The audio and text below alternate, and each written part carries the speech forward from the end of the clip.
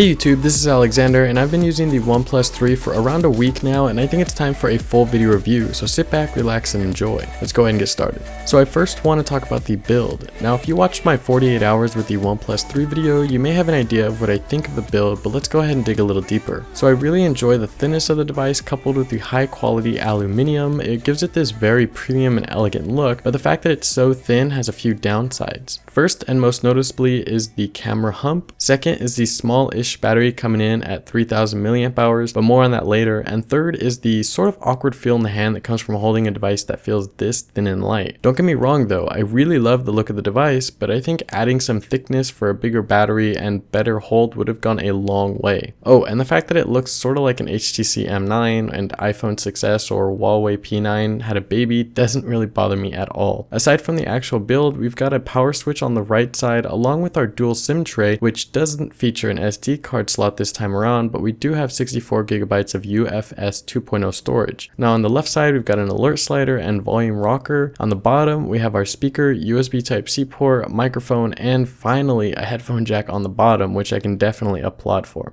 There's nothing up top giving it a clean look up there. Now the speaker does get pretty loud, especially for having one small grill at the bottom, but it doesn't pack the same level of bass or clarity at higher levels as some other flagships, and it is easy to cover up by mistake. But then again, with the price tag of $400, it's hard to complain when it does a very good job of putting out some decent audio. What I mean is, even though it won't be getting any awards in the audio department, it's pretty good as long as it's not at the highest two volumes or so.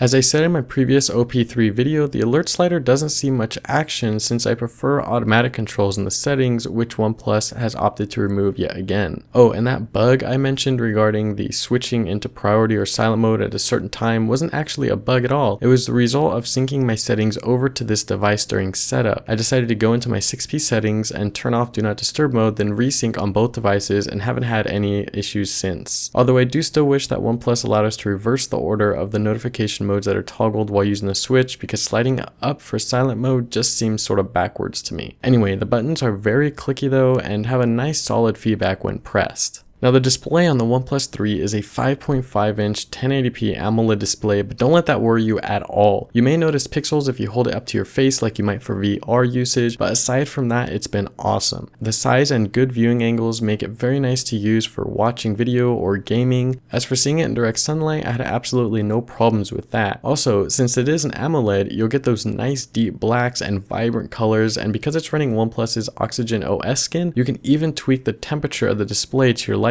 so you can set it warmer if you like it warmer or cooler if you like it cooler. Oh, and the subtle detail of the edge of the display glass being slightly curved makes sliding in from off screen a real pleasure. Just below that is where the capacitive fingerprint sensor, which doubles up as a home button, and two capacitive buttons live. Now when I say capacitive, I mean that you don't press down at all. It's not a physical button, you just basically touch it. The fingerprint sensor is very quick, and the fact that NFC is on board means Android Pay is a go, which is awesome. And thanks again to Oxygen OS, if you prefer on-screen buttons, there's a setting for that along with customizing what the other buttons do when long pressed and double pressed. So how about that camera? Well, the camera is a 16 megapixel Sony IMX298 sensor with both OIS and EIS capable of recording at 4K video. Putting all that jargon aside though, I have to say that it's surprisingly fast to focus and snap a photo, and photos actually look quite vivid, sharp, and detailed, but there are times when you'll notice the occasional overexposure in a shot. Turn the lights down and you'll notice some loss in detail and some extra processing every now and then to try to remove the noise, but honestly they look pretty good. I was pleasantly surprised with how good the photos looked overall. Now as for video recording, well, 4K has a bit of obvious compression at times when things aren't in focus, and shakiness is much more noticeable as expected of 4K due to the increased detail, but tone it down to 1080p and it looks pretty good with less noticeable shake and less compression. The camera app is pretty nice to use though, with a handful of modes including time-lapse, slow-mo, and manual mode. It's also got the ability to capture raw images for even more fine-tuning while editing in programs like Adobe Lightroom. Overall though, I think the camera is actually really nice, and I was pleasantly surprised to see how good it was. Now day-to-day use on the OnePlus 3 has been smooth as can be despite the RAM debacle. With a Snapdragon 820 and Adreno 530 and 6 gigs of RAM that aren't all technically able to be used to the full extent to preserve battery life as OnePlus says, this phone can pretty much handle anything you throw at it. Games like Riptide GP2 and Alto's Adventure play smoothly and without issue. I haven't noticed any slowdowns or hiccups, which is promising, and the up-to-date hardware hardware pretty much guarantees that you have a nice experience for a long time to come, given that any software bugs that pop up can be fixed with updates. Now lastly, we have battery life and dash charge. Let's go ahead and start off with dash charge.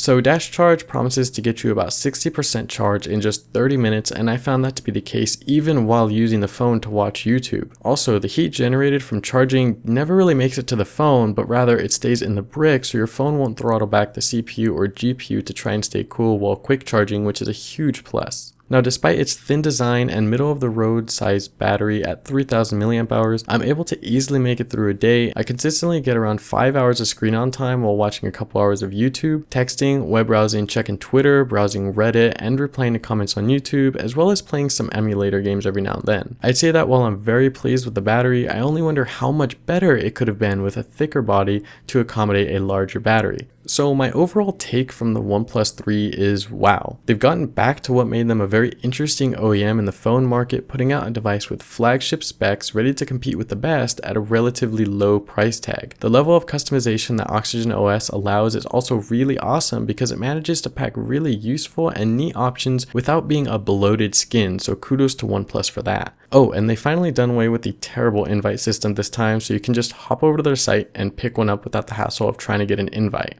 For $400, you're getting quite an awesome device with a nice amount of customization options right out of the box, and I honestly think OnePlus has hit it out of the park with their latest, but that's going to end it for this one. I hope you all enjoyed the video, and if you have any questions that maybe I didn't answer in this video, go ahead and leave a comment down below, and I'll catch you in the next one. Peace.